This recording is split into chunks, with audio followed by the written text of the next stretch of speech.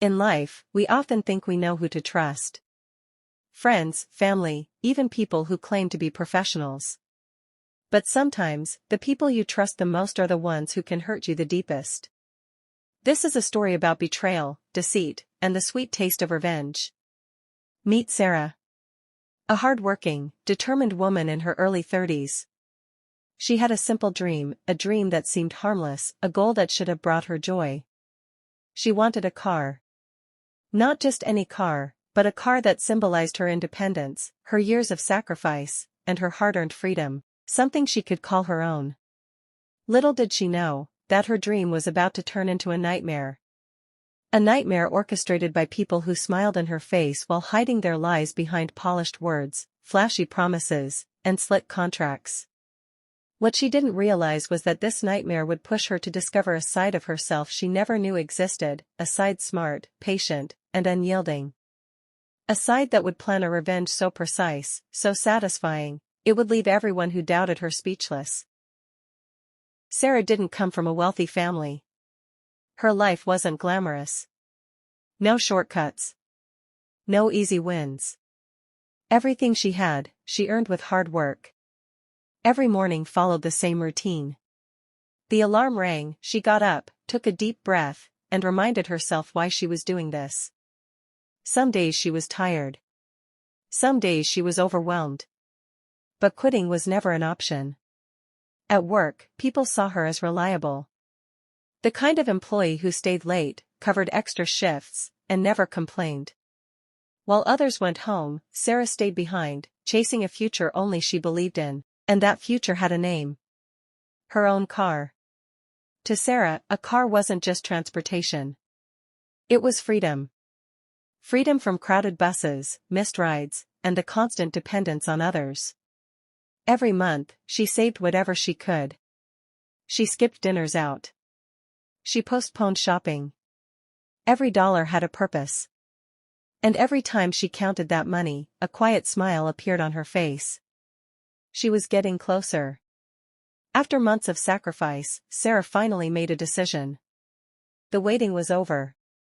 It was time to turn the dream into reality. She searched online for hours, then she found it, a dealership that looked perfect. Professional website. Shiny cars. Dozens of glowing reviews. Trusted dealership. Best prices. Customer satisfaction guaranteed. Her heart said this was it. The right place. The right people. But deep down, there was a quiet warning.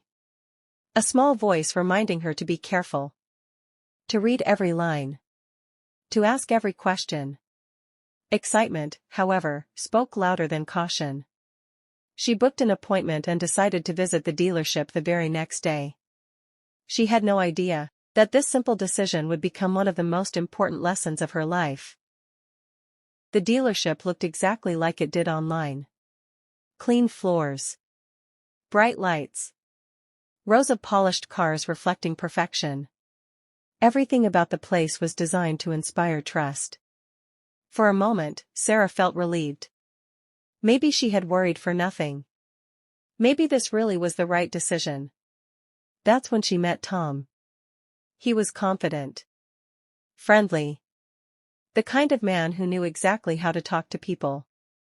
You must be Sarah. Welcome. I'll take care of everything for you today. His words felt reassuring. His smile felt practiced. And Sarah, unaware, stepped into his world. Tom listened carefully as Sarah explained what she wanted. A reliable car. Fair pricing. No surprises. I respect that. Transparency is very important to us. He showed her the exact model she had seen online. Same color. Same features. Same promises. This model is in high demand. If you don't decide today, it might be gone tomorrow. He spoke calmly, never raising his voice. But every word was carefully chosen. I can give you a special discount, but only today. Then came the paperwork. Page after page of contracts, terms, and signatures. Sarah tried to read everything, but Tom rushed her, gently, politely. It's standard paperwork. Everyone signs the same thing. She trusted him. And trust was the mistake. When she walked out of the dealership that day, keys in hand, Sarah felt proud. She had done it. Years of sacrifice had finally paid off. But while Sarah believed she had won, someone else believed the deal had just begun. In that moment, everything felt right. Then came the pressure, subtle, almost invisible. That night, Sarah didn't cry. She didn't scream. She sat in silence, and thought. Anger is loud at first. But clarity is quiet. The next morning, something inside her changed. The fear was gone. The embarrassment faded. What remained was resolve. She made a decision: she would not walk away. And she would not let this happen to anyone else. She began researching the dealership. What she found made her stomach turn. Stories just like hers. Hidden fees. Ignored calls.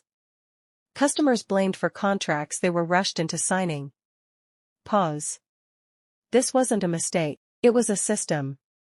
Sarah reached out to other victims. At first, people were hesitant. Then one replied. Then another.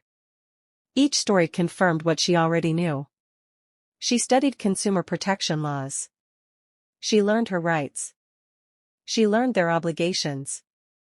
Knowledge became her weapon. She returned to the dealership, calm, polite, prepared. We've already explained everything. I just want clarification. This time, she listened more than she spoke. And every word they said was evidence. For the first time since the deal, Sarah smiled. They thought the story was over. But Sarah was just getting started. Revenge doesn't begin with anger. It begins with patience. Every document had a place. Every conversation had a timestamp. Sarah turned chaos into order. She compared every promise Tom had made with what was written in the contract. The differences were undeniable. And now, they were documented. She didn't rush. She knew one emotional post could be dismissed. So she built a timeline. Facts only. Proof attached. One last visit. I'd like this corrected before I take further steps. There's nothing to correct. That was all she needed. That night, Sarah posted everything. Within hours, strangers became witnesses. Then victims. The dealership couldn't control the narrative anymore. By morning, phones were ringing non-stop. Customers demanded answers. Authorities demanded records. The trap had closed.